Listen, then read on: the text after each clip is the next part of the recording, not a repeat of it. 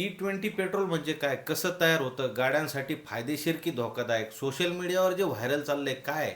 गेल्या काही दिवसांपासून सोशल मीडियावर E20 पेट्रोलची चर्चा चालू आहे. कोण म्हणतं E20 टाकलं की गाडी खराब होती, इंजिन खराब होतं.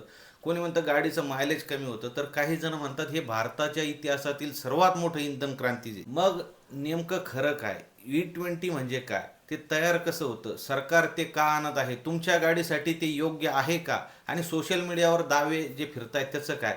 आज आपण कोणती अफवा नाही तर तथ्यावर आधारित माहिती जाणून घेणार आहोत. E20 म्हणजे काय? E20 म्हणजे म्हणजे इथेनॉल, 20 म्हणजे टक्के, म्हणजेच 20% इथेनॉल, 80% पेट्रोल, म्हणजे E20 पेट्रोल. इथेनॉल हे एक प्रकारचं जैव इंधन आहे. हे पेट्रोल सारखं जमिनीतून मिळत नाही, तर ते शेतीतून तयार होतं. इथेनॉल कसं तयार होतं? भारतात मुख्यतः ऊस, मळी, मक्का आणि तांदूळ आणि काही इतर कृषी उत्पादनांपासून इथेनॉल तयार केलं जातं. त्याची प्रक्रिया ऊस किंवा मक्का कारखान्यात आणला जातो. त्यातील साखरेचं किण्वन केलं जातं.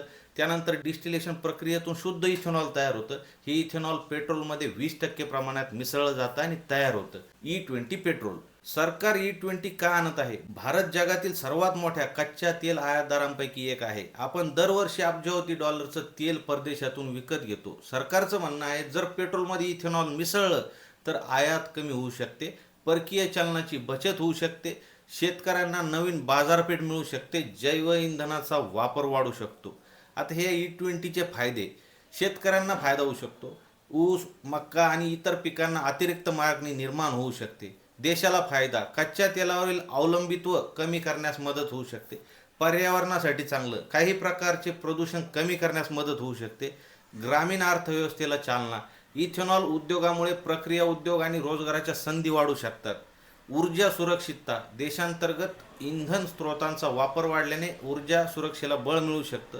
ह्या E20चे तोटे जे आता सर्वात महत्त्वाचा भाग, प्रत्येक गाडी E20 कम्पॅटिबल नाही. विशेषतः काही जुन्या वाहनांसाठी वाहन उत्पादकाच्या सूचना तपासणं आवश्यक. मायलेज कमी होऊ शकतं. इथेनॉलमध्ये पेट्रोलपेक्षा कमी ऊर्जा असते, त्यामुळे काही वाहनांमध्ये मायलेज थोडं कमी जाणवू शकतं.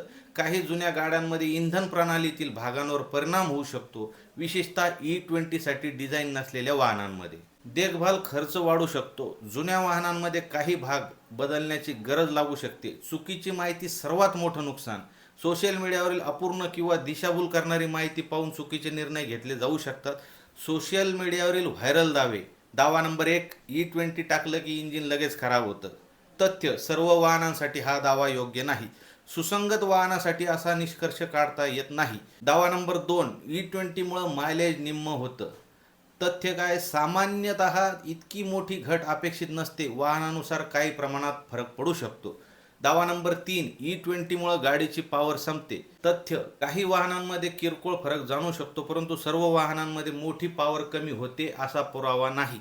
दावा नंबर 4, E20 हे शेतकऱ्यांसाठी मोठं वरदान आहे.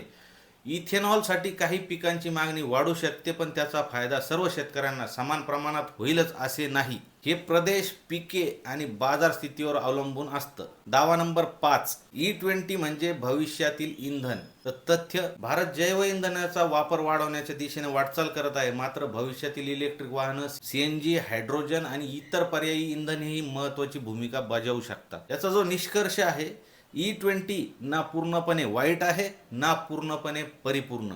त्याचे फायदेही आहेत आणि मर्यादाही आहेत. तुमच्या गाडीसाठी E20 योग्य आहे का याचा निर्णय सोशल मीडियावरच्या पोस्टवर नाही, तर तुमच्या वाहन उत्पादकांच्या अधिकृत मार्गदर्शक सूचनावर बघा. माहिती घ्या, अफवा नाही. तुमच्या भागात E20 पेट्रोल मिळतं का? तुम्ही ते वापरलं आहे का? तुमचा अनुभव कमेंटमध्ये लिहा.